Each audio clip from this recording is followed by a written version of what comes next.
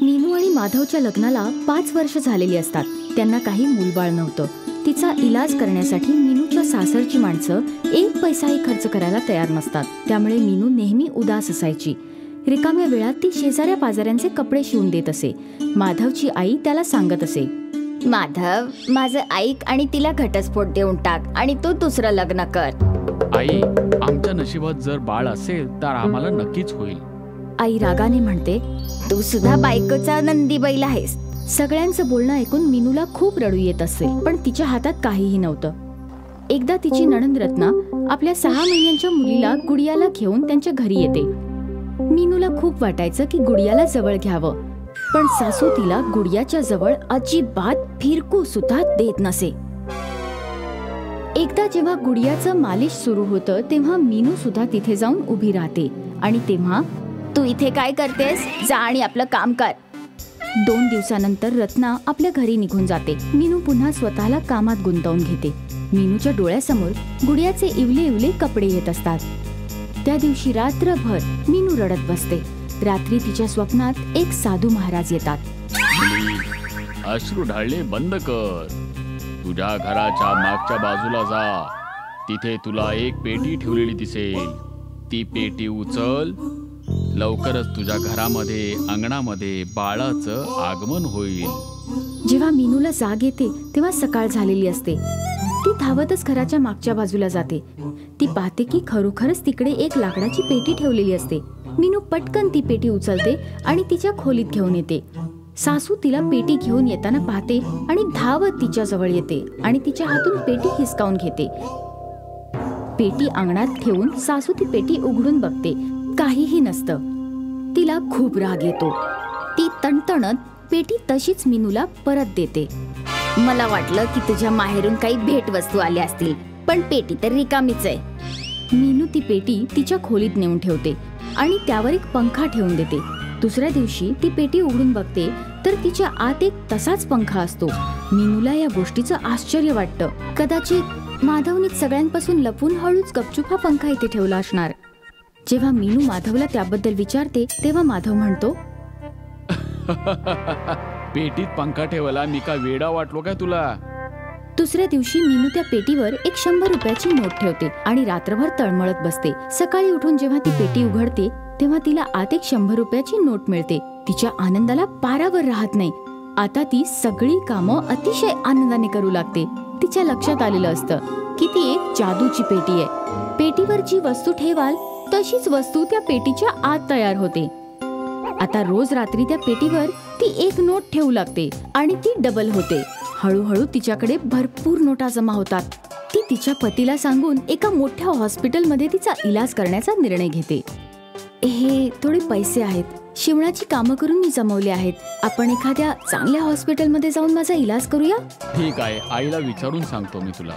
या दरम्यान तिची बहीण तिच्या लहान बाळाला घेऊन मीनूला भेटायला तिच्या गावात येते. तिला तिच्या पतीसोबत मुंबईला जायचं असतं आणि मीनूचं गाव वाटेतच होतं.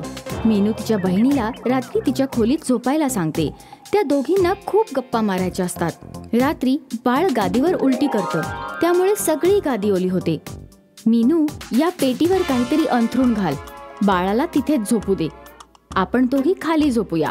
आधी मीनू थोडी गडबडते, पण मग मी सुद्धा ना, पेटी एखादं जिवंत बाळ थोडंच तयार करणार आहे. ती पेटीवर एक लहानशी गादी घालून त्यावर बाळाला झोपवते. रात्री खूप वेळ जागरण झाल्यामुळे मीनूला उशिरा जाग येते. ती पटकन आंघोळ करते आणि स्वयंपाकघरात नाश्ता बनवण्याकरता जात. तिची बहीण भल्या पहाटे तयार होऊन निघून गेलेली असते.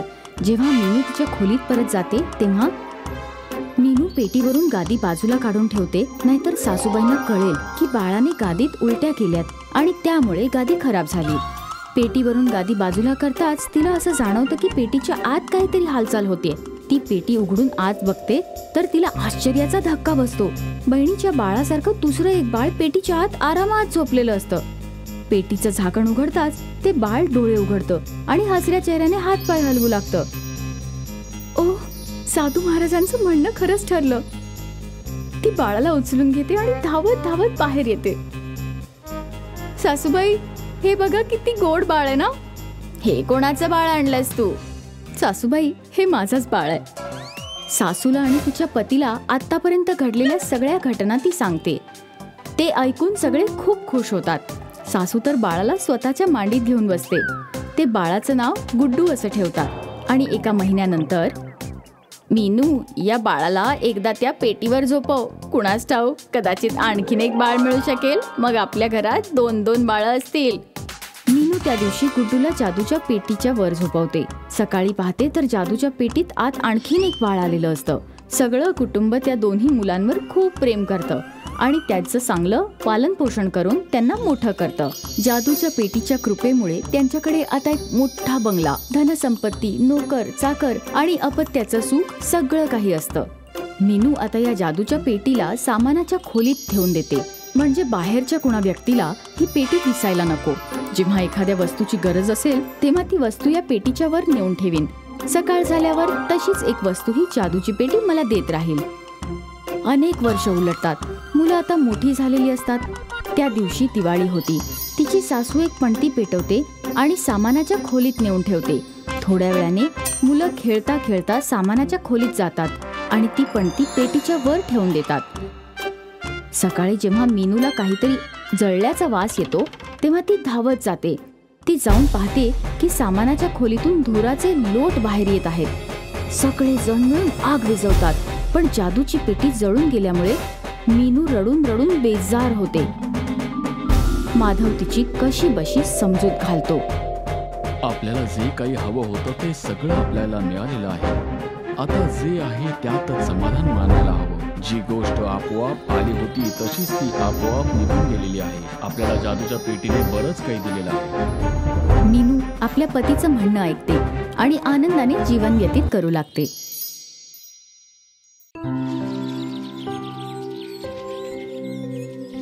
राजू आपल्या घराच्या अंगणामध्ये आंब्याच्या झाडाच्या खाली आपल्या बाबांबरोबर बसलेला होता. पप्पा, तुम्ही जुन्या जमान्याचे चालाक असू शकतात, पण हा आजचा प्रॉब्लेम आहे. पैसे आणि डोक्याने पैसे कमवणारा आयडिया. तुम्ही तर खेती खलियांमध्येच अटकले आहात. बेटा, चतुराईचं मतलब असतं बिना युद्धाची विजय आणि बिना आवाजाचा रस्ता. पैसे सगळ्या लोकांकडे असतात, डोकं सगळ्यांकडे नसतं. तर मग तुम्ही करोडपती का नाही झाले? आतापर्यंत 30 जुनी खाट, 30 चहाची कप बशी. तेव्हा राजूची आई चंपाताई बाहेर येते. राजू, कोणी आपल्या बाबाशी असं बोलतं का?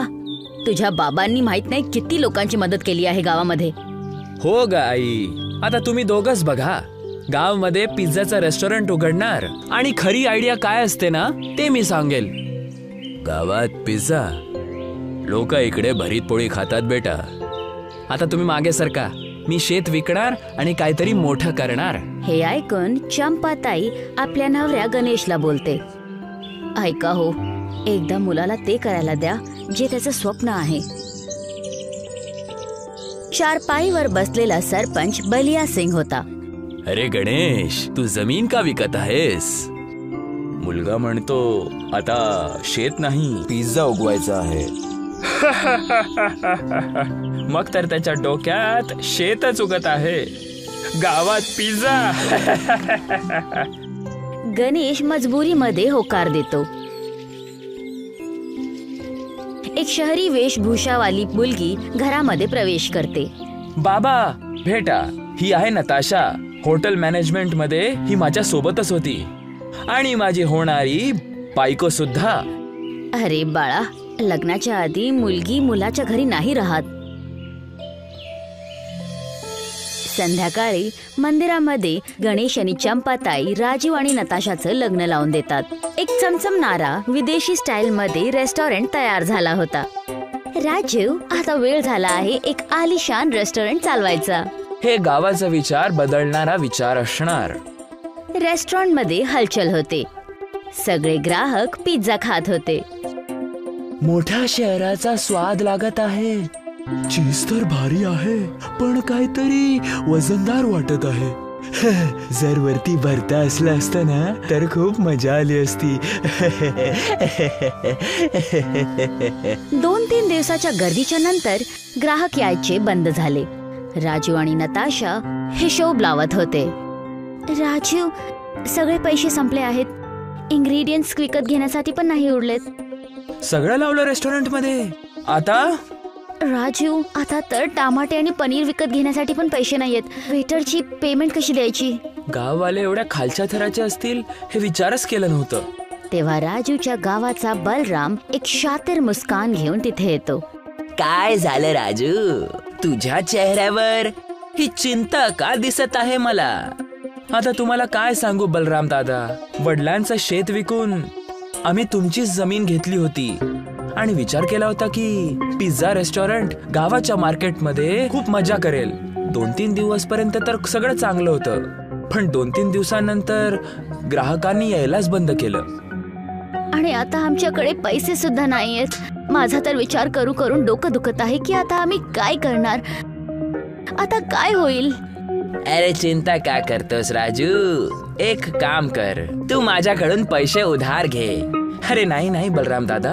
अरे राजू बाबू, चिंता नको करूस, घेऊन टाक उधार. जेव्हा रेस्टॉरंट चालेल तेव्हा देऊन टाक. व्याज काहीच नको. गावात तर आपलेच असतात सगळे. इतकी दर्या दिली पण का? अरे बेटा, गावाच्या चांगल्यामध्ये दिल खुश होऊन जातं. राजू पैसे घेतो. चोहीकडे सन्नाटा पसरलेला होता. सगळ्या खुर्च्या खाली होत्या. मच्छर आणि मास्क्या उडत होत्या. ग्राहकांचं नाव सुद्धा नव्हतं. हे काय पिझ्झा विझ्झा, पोट तर भरत नाही, जीभ नक्कीच कापून जाते. आपल्या भरत्यामध्ये जी स्वाद आहे ती या टमाटरच्या रोटीमध्ये कुठे? बलराम दुरूनच रेस्टॉरंटला बघत होता. राजू नताशा बरोबर होता. तेव्हा अचानक बलराम तिथे येतो आणि तो राजूला बोलतो, राजू, मी जे तुला उधार दिली होती ती आता व्याज सोबत मला परत पाहिजे. हे तुम्ही काय बोलतायत बलराम दादा? तुम्हीच तर बोलले होते की तुम्हाला व्याज नको. तू चतुर नाही, मूर्ख आहेस राजू. तुम्ही काय बकवास करत आहात?